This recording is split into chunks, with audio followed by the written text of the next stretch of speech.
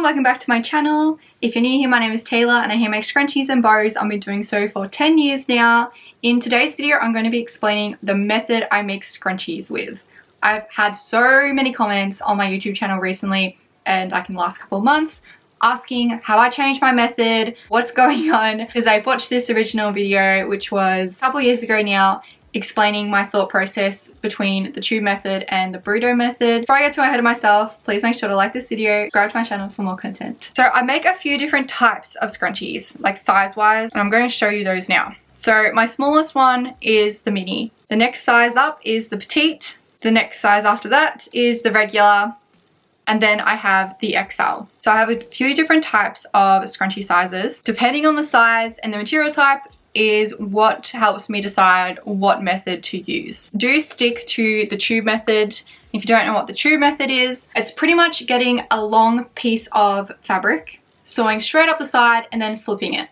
I use my flip stick, flip the scrunchies. I'll also tag a video here. It's a little bit confusing, but once you get the hang of it, it's pretty easy. And my dad made me that, by the way, years and years ago now. I do prefer the tube method because it is quicker and easier for me. It's something I can bring to markets as well, and I can sort of like flip them and elasticate them as well. I also don't need to cut the tubes in half. So when I make scrunchies in bulk, I usually cut a strip of the fabric and then it's double this length, so it'll be like quite long. For the tube ones, I don't need to cut that in half until the very end, like when it's in this form, because it just saves like a lot of steps for me.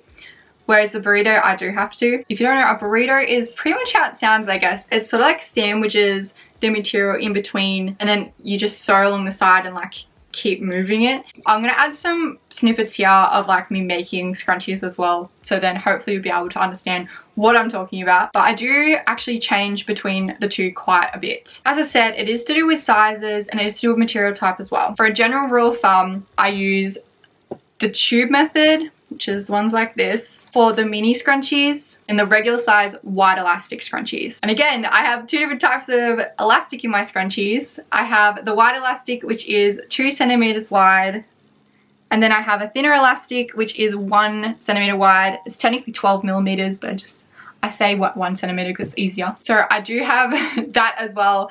So I have quite a few different options on the website. Generally what I use for the tube method, it also depends on the thickness as well, but I'll go through that very soon. I use the burrito method for the petite size scrunchies. When I was making and trialing the petites, I did try it in just the regular tube method. It just didn't look as nice. I thought I wanted a specific look about it. I much preferred the burrito method for the petite scrunchie. Now, I also do the burrito method for the XL scrunchies, and that's mostly because it's just such a bulky scrunchie. If I was to like sew a line down the side, it just wouldn't look as good. I also made a change, which I think this is what a lot of people are getting confused about. I do the thin elastic in burrito. So it's the exact same material type and like length and everything as the regular. There's like the two differences, by the way. So that's the burrito method. So you can see the tags on the side there, and the tag is here. It's more flat. So I use the burrito method for the thin elastics only because it's just easier for me to distinguish between the two. If I'm like looking at my scrunchie wall, and if I see a tag that's like out like this, or I can just see like the seam of the scrunchie, I'll know it's a thin scrunchie, and it's like a lot easier for me to just go, yep, that's a thin one. Whereas if they're all made in the tube method, in the regular size, with different elastics in it, it is hard to distinguish without having to like grab one out and like feel it. So that's the main reason behind me changing the regular size thin elastics to the burrito. Just makes it easier for me so I can distinguish between the two when I'm collecting stock for orders. But you also might notice that sometimes I do other fabrics in the burrito as well, and that's just because they're so thick. So even though I have an industrial machine, I do not like putting super thick materials with a heap of layers under it. I used to do that with my regular machines that would snap needles all the time. I don't feel like changing a needle after snapping it so much. So with thick materials like velvets, like suiting materials, some of like the more wintry ones, even like flannelette, I always do the burrito in both sizes. So that one's the wide elastic. You can kind of tell it's like super thick. And then this one's the thin elastic. So yeah, that's also another reason I do that, just so I don't snap too many needles. It's just easier for me to make it. And the reason I don't do them all the burrito method is because it just takes a lot longer to make them in the burrito method. I'm much quicker at making them in the tube method than I am the burrito. So it just makes more sense to me to continue what I was doing from the start. And I also prefer the look of the wide elastic with the tube method. Just a personal preference. I like the look in the hair. I like the look when it's just like regularly just out. So yeah, I guess that's more explained in my OG method video that I mentioned at the start. And okay, and then there's another layer to this. If I'm doing market stock, I want to try and get as much done as I can. It's very different to my online stock. They might still have very similar prints or the same prints, but usually when I'm doing market stock, I only have like one day to try and make as many scrunchies as I can. And it'll just be too hard for me to make the thin elastics the way I make the thin elastic stock for online. And I don't really need to distinguish between the two when I'm at markets because they have separate tubs, completely separated. I just keep the thin elastic with the tube method for markets. I hope all that made sense. There's so much to unpack with this. There is actually quite a bit to unpack. Yeah, it makes sense to me, and I guess that's all that matters because like, yeah, I know what I'm doing here, but I just wanted to sort of like explain and I'll try attempt to explain my thought processes behind doing each of these differently and why sometimes I sort of change the rules depending on the thickness of the fabrics and also if it's a market stock item. So I do hope that sort of answers your questions why I do certain things.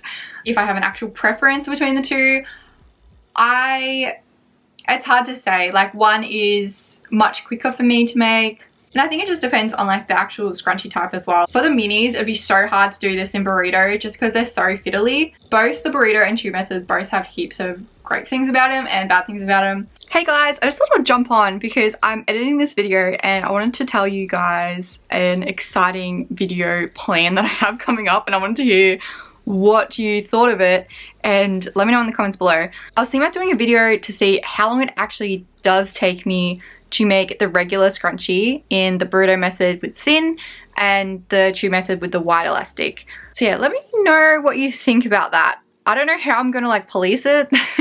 Whether I'll just do, I don't know, like 10 of each scrunchie and stop and start the timer, I suppose. Like how long it takes me to sew it up and then how long it takes me to flip them. Obviously with the burrito scrunchies, I sew and flip pretty much at the same time, whereas I actually need to get the stick out and flip them with the tube method.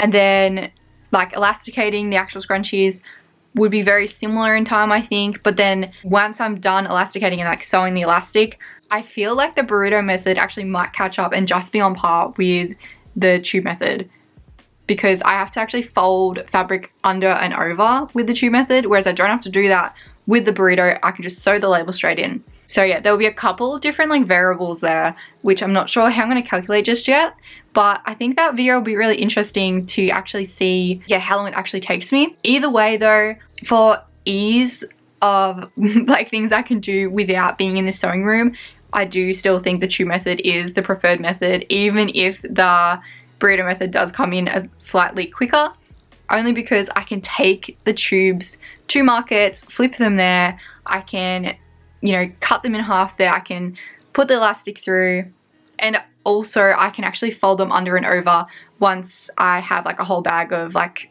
sewn elastic in them. So I've been doing that for like the past month, and I've almost got the whole scrunchie wall done just by bringing them to markets alone, and I don't have to actually spend as much time in the studio clocking hours here. I can actually do them at markets, which has saved me a lot of time, and I think I'm using my time more effectively in that way.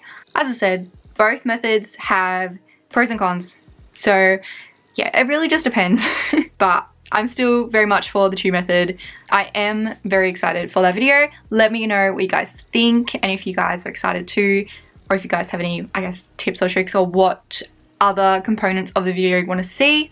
But hopefully that one will be up. Probably don't know when, because I'm currently about 2 months behind in filming and uploading these videos, I've realized. Back to the video. Anyway, I hope that does answer your questions. If you have any more, let me know. Thank you so much for watching, and I hope you have a lovely day. Bye!